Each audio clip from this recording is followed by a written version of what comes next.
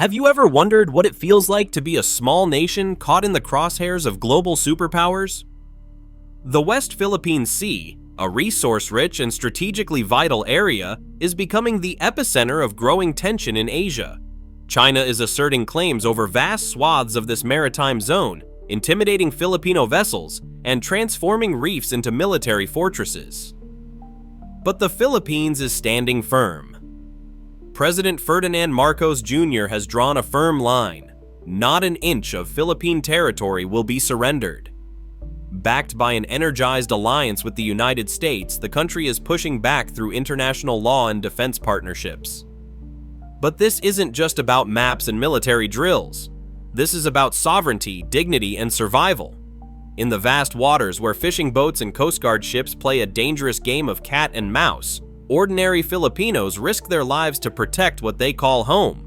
The question is, how far will they go, and how far will the world let this continue? The average Filipino might not patrol borders or sign international treaties, but they feel the tension. They see it in the news, hear it in town halls, and live it when their fishermen come home empty-handed. These creeping intrusions are more than politics. They strike at the heart of our national dignity. This isn't a war of missiles, yet. It's a war of presence, pressure, and principle.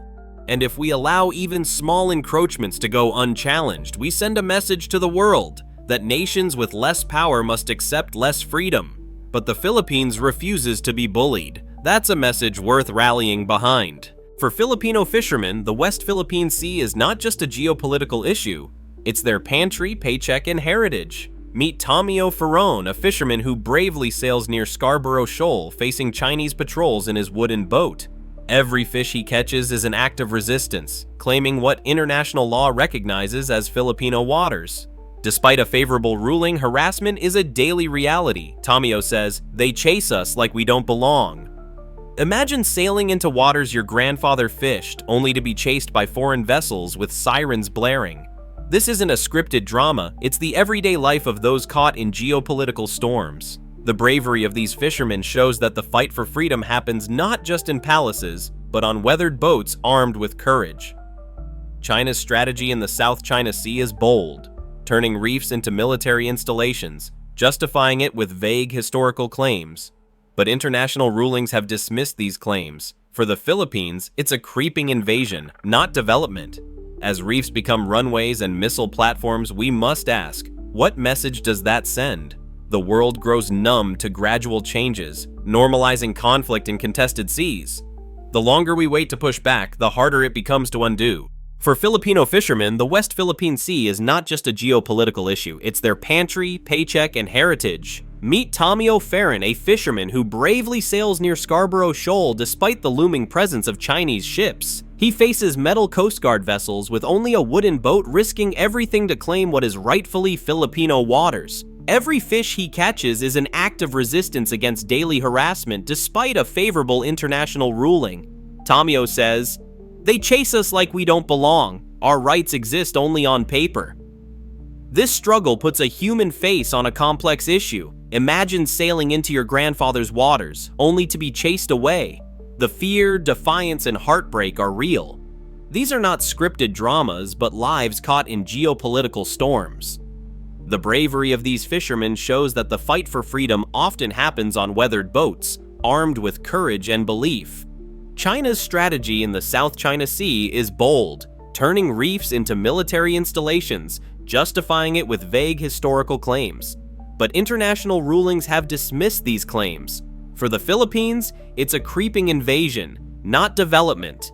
This is not just construction, it's militarization hiding in plain sight, sending a message of power and control.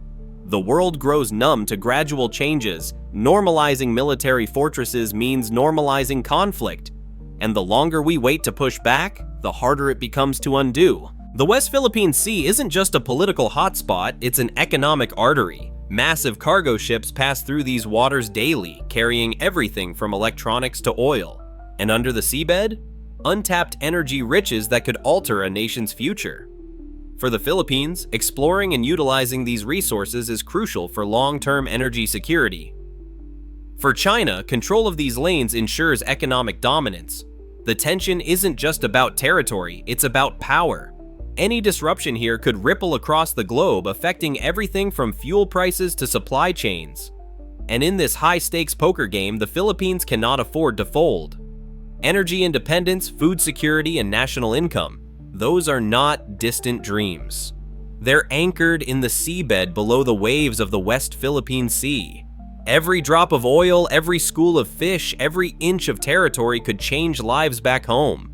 If we lose access to these resources, we don't just lose money, we lose opportunity, we delay development, we fall behind. This isn't about empire, it's about survival, and no nation should be forced to choose between peace and prosperity. Under former President Rodrigo Duterte, the Philippines cozied up to China, allowing Beijing to expand its maritime presence largely unchecked.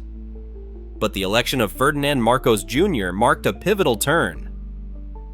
Far from following Duterte's footsteps, Marcos Jr. repositioned the Philippines closer to its traditional allies, most notably the United States. His administration made clear commitments to national defense, asserting a robust foreign policy that prioritizes both regional stability and sovereignty. His leadership, marked by international engagement and diplomatic clarity, has re-energized global interest in the Philippines. But it has also drawn ire from Beijing. Standing firm on the West Philippine Sea is not just a political act, it's a defining moment of national identity. This pivot under Marcos Jr. isn't just a shift in military strategy, it's a moral reset. It says the Philippines will no longer play it safe in silence. It will speak up, stand tall, invite allies who respect our rights, not those who seek to erode them. And for ordinary citizens watching from their screens or listening to radio broadcasts, this shift offers hope. Hope that the government is no longer ignoring the whispers of the coast, but responding with clarity, courage, and conviction. And the Philippines and the US share a long-standing military alliance rooted in the 1951 Mutual Defense Treaty. Over the years, joint military drills like Balikatan have grown in size and significance. Under Marcos Jr., these drills have expanded dramatically, with the Enhanced Defense Cooperation Agreement opening more bases to US forces. The goal is deterrence, not provocation, but critics warn this could make the Philippines a front line in a US-China conflict. Yet, many Filipinos find reassurance in aligning with a proven ally, seeing it as a strategic gamble for survival. Some fear reliance on another global power, but alliances can mean leveraging shared values for protection. The Philippines has agency. We choose our partners and define the terms. In a crisis, support arrives not as a favor, but as a promise rooted in decades of mutual defense. Not everyone supports a stronger US military footprint. Local leaders worry about being caught in the crossfire. Activists raise concerns about community displacement and the risk of escalating conflict, insisting they are pro-Philippines, not pro-China. Civil society groups call for transparency and a more inclusive national conversation, emphasizing that sovereignty is about protecting people and rights. At ground level, these decisions touch real lives. Farmers worry about land grabs, students about surveillance, and mothers about safety. True sovereignty means protecting people, not just territory. Listening to dissent is wisdom, essential for democracy's survival. Out of uncertainty, unity has emerged. Movements like Atin Ito have galvanized citizens across political divides. From concerts to supply missions, Filipinos are showing they won't stay silent. Senator Risa Hontiveros and other leaders engage with coastal communities to amplify their voices. One fisherman, once dismissed, is now a symbol of national pride thanks to his testimony at The Hague. This grassroots awakening has lit a fire under policymakers. Proposed laws like the Maritime Zones Bill aim to reinforce international rulings. For the first time in years, politics is aligning with the pulse of the people. Movements like Atin Ito remind us that patriotism isn't limited to politics or uniforms. It lives in rallies, community prayers, and classrooms where history is taught with pride. It's a spirit that refuses to be silenced. When the people lead, leaders follow. And when citizens unite across class, religion, or dialect to defend what's ours, no occupying force, no foreign propaganda, no paid trolls can dim that flame. This is the power of a united Filipino identity. The battle for the West Philippine Sea isn't just the Philippines' fight. If international law can be ignored here, it can be ignored anywhere. That sets a dangerous precedent. If China's expansion is left unchallenged, it could embolden other nations to redraw borders by force. That risks unraveling decades of global progress built on diplomacy, rule of law, and mutual respect. For the Philippines, this fight is existential. For the world, it's a test of principle. President Marcos Jr.'s resolve has become a rallying cry not only for Filipinos, but for all nations that value sovereignty and peace. Let this be the moment where the world says, enough. Enough of ignoring smaller voices, enough of rewarding aggression, enough of compromising justice for convenience. If we yield here, we invite chaos everywhere.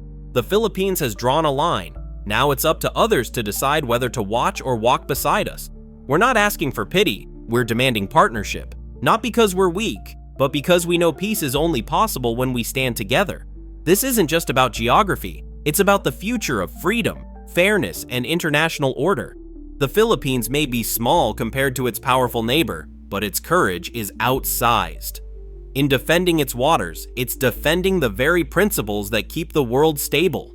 And that makes this fight one that belongs to all of us. If this story inspired you or even made you think, don't forget to like this video, share your thoughts in the comments, and subscribe for more powerful insights like this. Your voice matters. Let's keep this conversation going and let's grow together.